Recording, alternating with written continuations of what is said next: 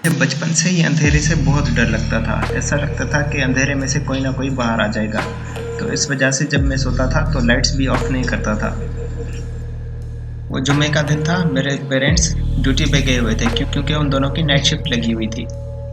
मेरी मॉम ने baby sitter को बुलाया हुआ था जिसका नाम था सूजी, हमारा ख्याल रखने के लिए, जो अक्सर हमारे घर पे आया करती थी बेबी सिट करने के लिए।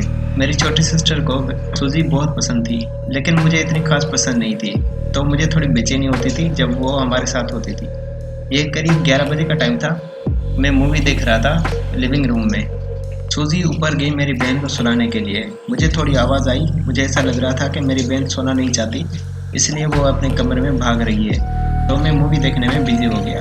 अचानक से लाइट चली गई और मुझे बहुत डर लगा। मैं जल्दी जल्दी में अपने कमरे में गया और कंबल में जाके छुप गया। मुझे पैरों की आवाज़ सुनाई दी।